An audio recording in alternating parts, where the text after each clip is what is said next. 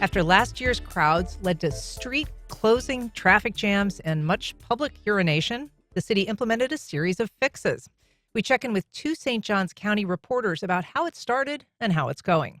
Here to discuss it, we're joined by Noah Hertz, St. Johns County reporter at Jacksonville Today. Noah, good morning. Good morning, Ann. We're also joined on the line by Jessica Clark, anchor and reporter at First Coast News. Good morning, Jessica. Good morning, Ann. Good morning, Noah. Good morning. Thank you, Jessica, for joining us via video. You know, the joke has become, this is Nights of Taillights, and I think we actually just got an email with that same headline. Jessica, this is a story that has evolved over the years that you've been reporting from St. Johns County, and it has certainly changed the way St. Johns County looks and feels around November to January. It absolutely does. This was started decades ago in order to boost the economy in downtown St. Augustine. And boy, has it. And so it started with just a few of the city buildings and a few of the merchant buildings that were outlined in lights. And it has transformed into this beautiful, beautiful display of lights and trees. And so many more buildings are joining in and have joined in with the gorgeous display of lights. But what has come with that as well is a lot of people. And so they're walking, they're riding in their vehicles, they're riding in the trolleys, horses and buggies, they're on golf carts. And so it is now on the busiest nights, shoulder to shoulder, walking down St. George Street and even along the Bayfront. And that's very, very different from what we have seen in St. Augustine. It really hit a peak last year.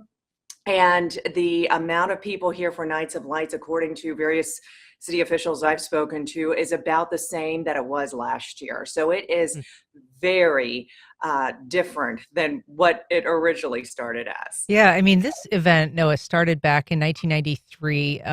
Then Mayor Len Weeks thought it would be a good idea. It was a way, and people don't remember St. Augustine back in those days. I mean, it was a city that rolled up its, sidewalks at 5 o'clock. It was hard to find a restaurant or a bar that was even open, after 5 back in those days. And so this was supposed to be a little bit of an invigoration for business.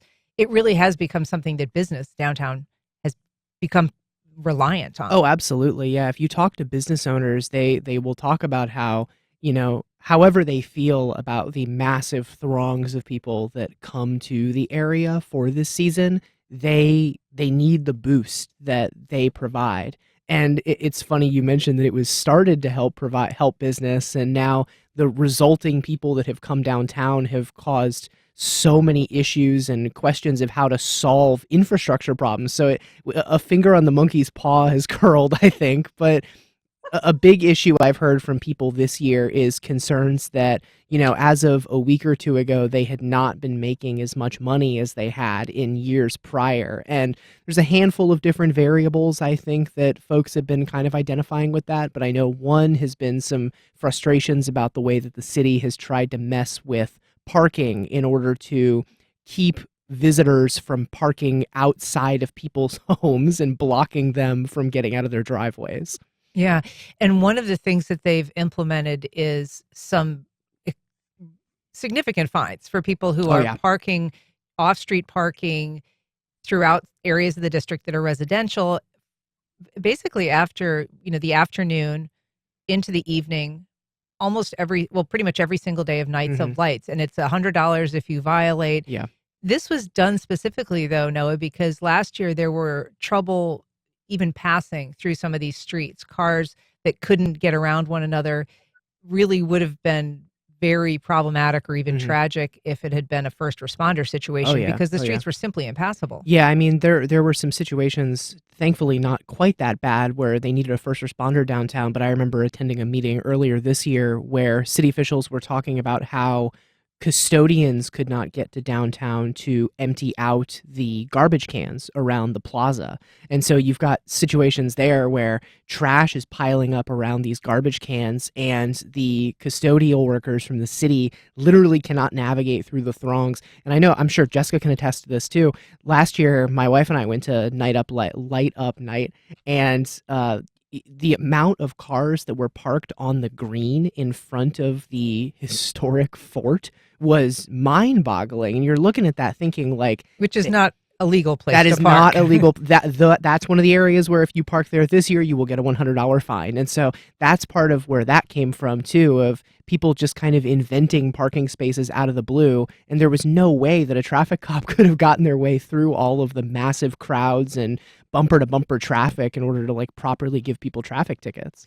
We're talking about Nights of Lights in St. Augustine and some efforts to fix what has become an annual crush. If you have been to Nights of Lights, or if you have chosen not to go to Nights of Lights, we'd love to hear from you. You can give us a call on air at 904-549-2937. You can email firstcoastconnect@wjct.org, or you can go to firstcoastconnect.org and you can find all the ways to connect with us. Jessica, one of the things that happened last year was the inavailability of bathrooms. I kind of alluded to this in my opening, but one of the things that was happening was they had established some porta potties in addition to the permanent facilities that are around downtown. Even people going in to try to clean those were being berated by people waiting because the lines were so long. And a lot of people chose simply to not use them at some point, something merchants and other people, visitors and residents alike, found to be really problematic.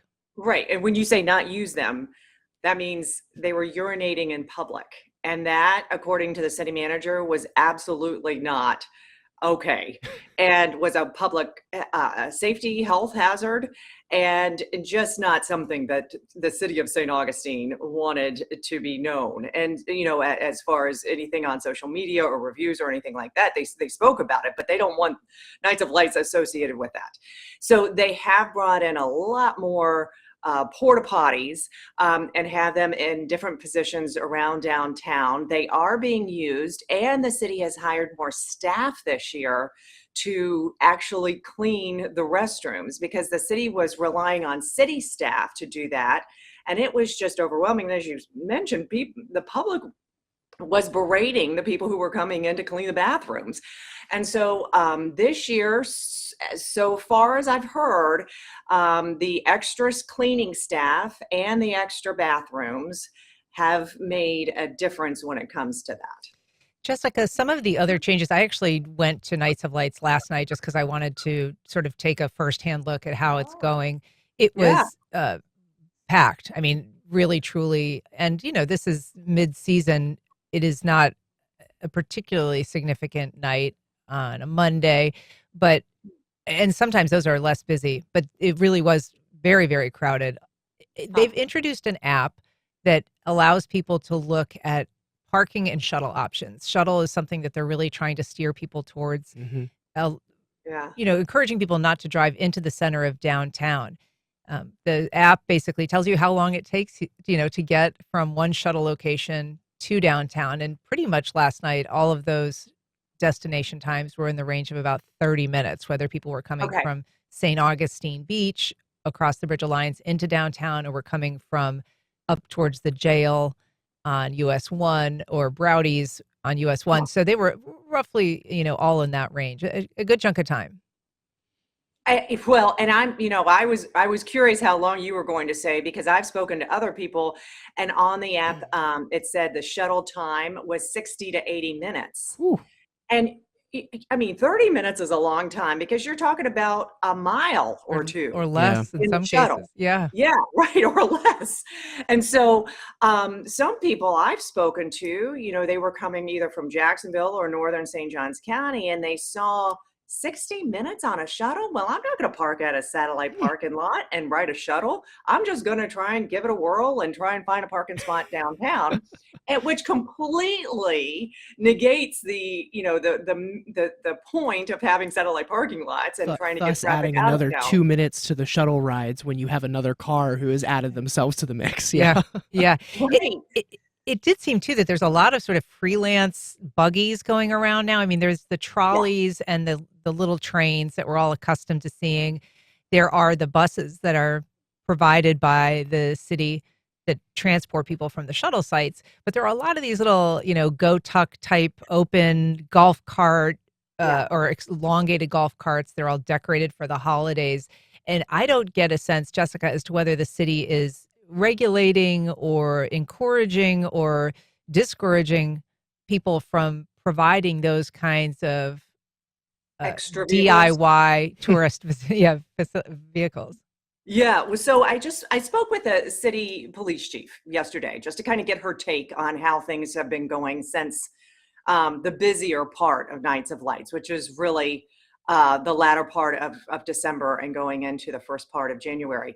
And to answer your question about the vehicles, she mentioned it without me asking it and said that there are so many more vehicles that the city is in the process of like reworking the franchise agreements. It's not done yet, but to really try and get a handle on the amount of vehicles that are going around. Now, there is a system in place where you have this little gold decal that you can put on, say, if you have a tour company and it uses golf carts or something like that.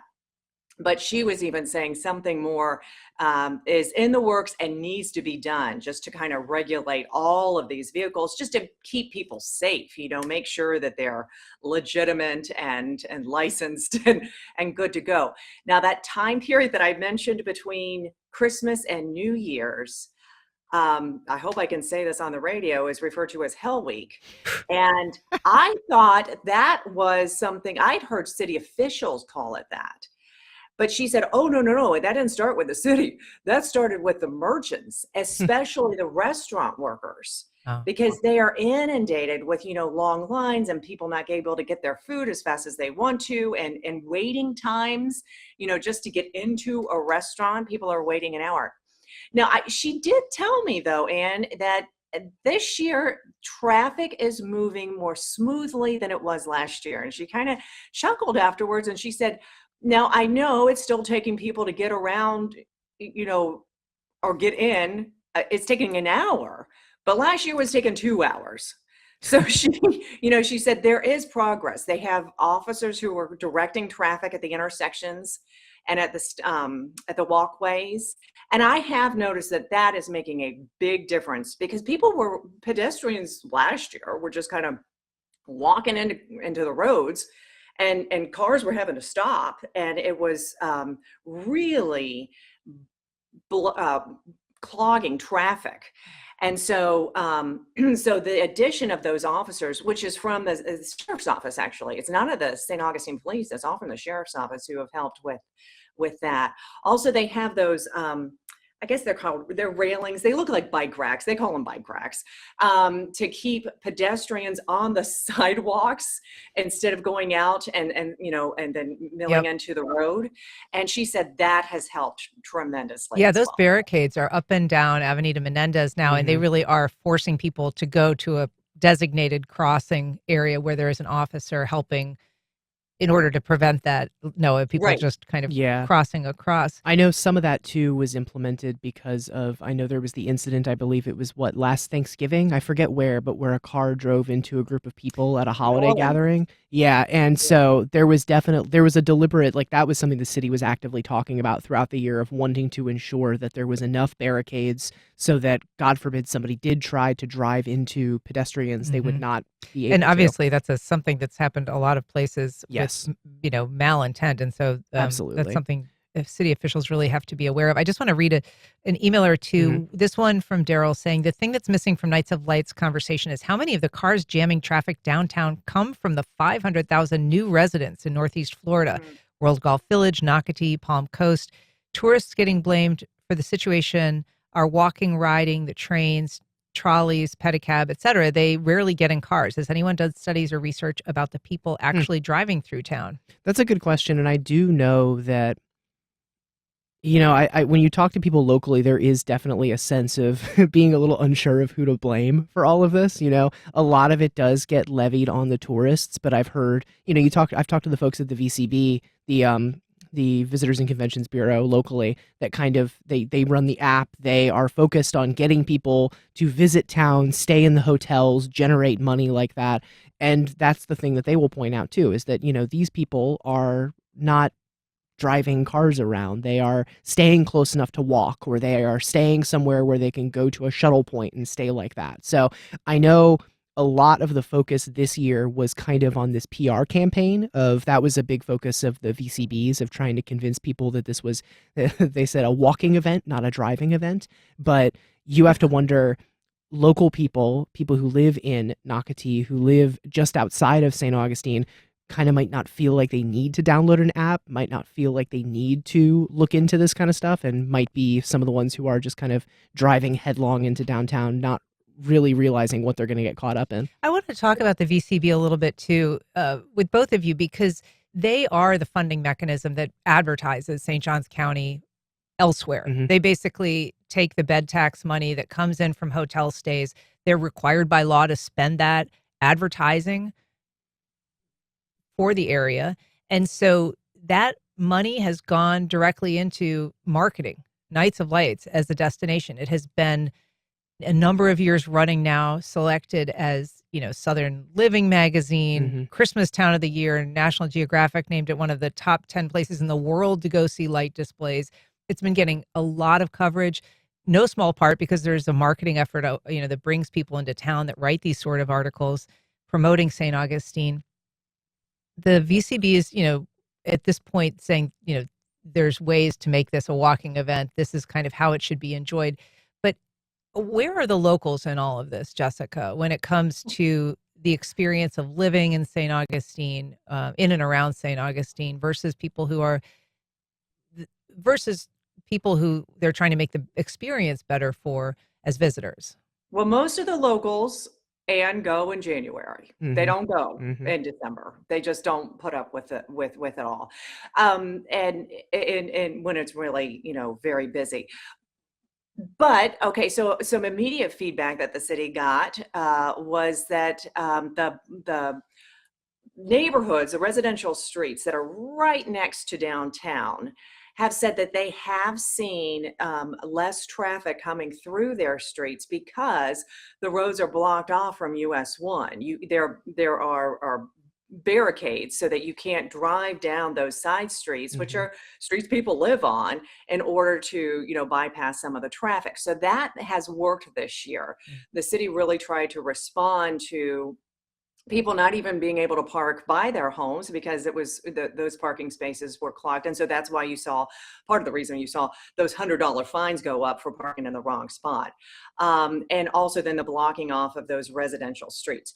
That has seemed to work. And from the folks who live on those streets, they say, thank you for listening to us. Mm-hmm. The city also last year tried to shorten the amount of time that Nights of Lights was taking place as a response to appeal to the folks who live in St. Augustine or right around downtown, because thinking that, well, it'll be a shorter time period for all the crowds that are coming through. That was met with, an outcry from the business community saying, wait a second, if you shorten the amount of time that people are coming, you're going to shorten the amount of time people are spending money downtown. And so that's going to hurt the folks who are in the tourism business. So this year, I'm hearing mixed reviews from folks who are locals, who have gone downtown and said, I like it busy, and this is just the way it is going to be now. And then, there are others who simply will not go downtown during the month of December and will wait until January. And it is 2 weeks shorter now in January. It's going to cut off on the 11th instead of running through the whole month. Mm-hmm. Yeah, Jessica, one of the decisions to shorten that came after this outcry last year. But around the same time, the city was talking about broadening its efforts to bring in more tourists, particularly from Europe and overseas. And the idea was events days that are not Nights of Lights, but again, this money for tourist development being used to appeal to perhaps cruise travelers, people in the port of Jacksonville or at Port Canaveral, trying to get them to St. Augustine prior to their cruise for a few days. Is there a concern that the rest of the calendar is going to start filling up around St. Augustine, similar to Nights of Lights, if that concerted effort and those tourist attraction dollars are being spent to lure in, now more Right. overseas tourists? Well, more and more people, I think, who live in St. Augustine, I do, are saying there seems to be no off season Mhm. anymore. September was a slow month, and now we have Sing Out Loud, the Sing Out Loud Festival, which if who depends on who you talk to, saves St. Augustine from really hitting a slump because of all the people that come in for that music festival. And so that's one instance, right, of trying to fill a gap, trying to fill a hole in in the local economy. So yeah, there is this sense of cute little St. Augustine isn't as cute and little as it once was, Yeah. because there's so many more people. And truly, the population of St. Augustine has not increased. Yeah. But St. Augustine is a very small, it's about 15,000 people, and it's a very small, area of land. What has increased is the population of St. Johns County, which is so much more, and that's really a lot of where we're seeing the people come in from, but also for Nights of Lights, but also the international and the national traffic has come through because St. Mhm. Augustine does get all those accolades. Sure. I mean, Nocatee alone, 30,000 residents compared to Yeah. 15,000 in St. Augustine. So that really juiced the numbers in the county. We have a few emails. Miranda emailing, Nights of Lights is a great event, but as a resident, the rub is going downtown for something other than Nights of Lights and having to pay outrageous parking fees. We also have an email from Walter. He says, as a merchant in the uptown area and as a resident of the city, Nights of Lights is a double-edged sword, great for business, but also a nightmare to get around and especially to leave work after closing. It seems there's quite a growing backlash against the event for some city commissioners and a lot of residents. Definitely no easy answers to this issue. Yeah, I'm glad Walter wrote in with that point because to get back to a previous point Jessica made, this event has been caught in this kind of perennial issue that St. Augustine has of balancing the interests of residents who want it to be easier to move from point A to point B outside of their homes around downtown, and business owners who need the foot traffic, need the tourists, need people to sustain that. So a perfect example of that is, you know, this situation Jessica mentioned where the city has really cracked down on driving and parking throughout the neighborhoods that are directly adjoining downtown. So that's Uptown, that's the Flagler Model Land, these neighborhoods that are right in downtown practically, and that people have maybe used as a cut through to get around when the Sure. traffic is at its worst, or maybe sneaky park down a spot where it didn't look like anybody was going to be there anyway. The city has cracked down on that big time with resident only decals that you need for your car. But then that sparked this big back and forth with the local businesses. I talked to another business owner on San Marco who said this is preventing our locals who are not tourists but who don't live in that neighborhood from coming and visiting. And the business owner I talked to specifically blamed that for a decrease in business that they had seen in December. And But so it's such a balancing act, right? it absolutely is. And Yeah. the tricky thing too, a frustration I've heard from some folks I've talked to is that, the city has been talking about this for the entire year. I mean, Yeah. practically every single city meeting that they have held since January of this year has in some way, shape, or form involved a discussion about Nights of Lights. And I've heard frustration from some people I know that is like, why are they still implementing changes and tweaking things now? I mean, the traffic situation with the folks in Uptown, after a wave of business owners came to the city commission in November, then the city said, okay, this traffic plan that we made over the summer, maybe we will midstream make some changes to it. But there is definitely a frustration among some people of why are they making changes midstream in December when the planning for this has been going on since, last December. Well, and I'm going to jump in there too, Noah, and I Yeah, understand that frustration, but I do think sometimes you don't know until you're in the mix. absolutely. And I think Absolutely. that that's what the city has found itself in. And the fact that the city was able to make some of these changes within a year, like come up with the Oh plans yeah. Oh yeah. and make the changes. They have received some positive feedback from county leaders, from various people who do live in the city. I think the challenge is that it is just so popular and it is such a little city with little tiny streets that Mhm. are narrow, and you're trying to put a whole, as my mother says, they're trying to put a 10-cent scoop in a 5-cent cone. It's just hard. And but going back, Noah, to what you said about the trying to make some changes halfway through. Mhm. So the city did change the ability to come off the Bridge of Lions, and Mhm. for the Nights of Light, you were only able to go right, go north. Well, just within the past couple of weeks, I guess they changed the traffic route and let you go left off of the bridge. And according to the police chief, she said that has made a world of difference. Interesting. And so, I hear what residents are saying. They've been playing, the city's been working on this for a year, but Mhm. sometimes you don't know until you're in the mix of it. Yeah. Yeah, it's not like there's a chance for them to really test any of these things out. I know earlier this summer there was talk, and they tested out some of the changes in traffic patterns and in additional bathrooms and that kind of thing for 4th of July. But 4th of July is nowhere near the density of people that the Right. city gets for Nights of Light. So when they tested some of these things out in 4th of July, they were like, okay, these went really well For for this this. one night. Exactly, for one night, but the amount of the stress test that those things then have to endure for the extent of Nights of Lights is by no means the same. We got a call Right. from Kate in St. Augustine who didn't want to go on air, but she said locals feel held hostage by the event, and the VCB made their bed, and now locals have to take it on the chin. We also have a call from Jerry in St. Augustine. Good morning, Jerry. Go ahead. Yes, hi, good morning. I actually love Night of Lights. I acknowledge the difficulties that it causes, and I am a city resident.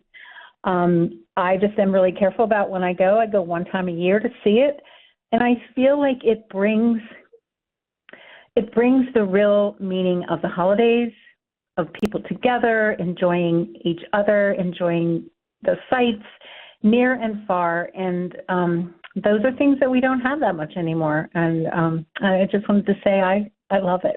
Oh, thank you, Jerry. Appreciate the call and the comment. We also have an email from Nancy saying, here in St. Augustine, local residents have renamed the annual Nights of Light celebration Nights of Taillights due to the constant traffic congestion during this event. Many people who live here become trapped in their neighborhoods during busy times. We've learned that we can only go out in the mornings during the week and sometimes not at all on the weekends and holidays. On a weekend evening in December 2023, a house caught on fire in our neighborhood because of the traffic challenges. It took the fire department a very long time to reach the fire, and the house could not be saved. In the past 2 years, the problem has gotten worse. Even though the city has tried to solve the problems, this event continues to create chaos for locals and tourists. How about a year off? That's an interesting idea, Noah. I don't think anybody at the city level feels that that is something that they would move towards. I mean, No, as we mentioned, this has become sort of a very important piece yeah. of the puzzle for finances for merchants in there. A comment that the city commissioners made a few times earlier this year was that, the genie is kind of out of the bottle. They can't really undo the amount of popularity because like you said, like our previous caller said, it's a great event. And when you have a great event that you market to people, people want to come to your great event. So I think the city is in this kind of conundrum where, yeah, you have a lot of residents who feel that way. My good friend Tess, who works at the bike shop in St. Augustine, right along US 1 there, told me just how terrifying it is biking into work sometimes with all the added traffic there. But they kind of can't undo the marketing and the popularity that this event has gotten. So that was why the move was made this year to shorten things by a week and extend it back into November instead of all the way out into January. I would not be surprised if they continue to experiment a little bit with when exactly it starts and finishes. But no, I do not think there's a chance that the city takes a year off. one of the city commissioners, Commissioner Springfield, repeatedly has this line where he says that, the city doesn't make any money from Nights of Lights, which I guess technically the city government doesn't make any money from Nights of Lights, but all of the businesses do. And so I think the businesses need that. They've become reliant on that, like you said. Well, Jessica, there has been this enormous new influx of money from the county. I mean, I think the importance of the event from an economic standpoint is sort of laid bare by the fact that the county agreed to spend another $650,000, give that money to St. Augustine on top of the $200,000 they were already spending. Right. I mean, it costs money, but clearly the people who are running the government, whether it's state or county level, feel that it's worthwhile. Absolutely. And it's paying for, the basics, right? So Mhm. the people who are directing traffic, the bathrooms, the staff cleaning the bathrooms, they hired extra staff to pick up trash. And so it's to pay for some of the basics that are needed when you have an event like this. Last year the city lost more than $300,000 because they ended up having to pay for more things because of the larger crowds. And so that's one of the reasons that the city went to the county and said, we need more money to put this on, and got it. Jessica, I'm curious if you have a sense of this too, but I know when the county was debating whether to give that extra money to St. Augustine, something that the city repeatedly said was that they were asking for this additional money in part as a one-time thing, that they were not going to come and ask for it again near to this extent next year. Yeah. But given that a lot of it is being spent on the extreme basics, porta potties and additional staffing for public safety, I will admit to being a little skeptical about that. I don't know. I don't know how they're not going to need it. Yeah. I don't. They've got to be able to pay for at least the services they're providing this year, and it'll be interesting to see if they are in the hole this year or not. Mhm. Yeah. But we won't know that until sometime in February at least. And perhaps we'll see how much parking ticket revenue they bring in as well. It could be significant. Noah Hertz, Jessica Clark, thank you so much for your reporting on St. Johns County and St. Augustine. Thanks for talking about Nights of Lights today. Absolutely. Thanks for having Thank us. you.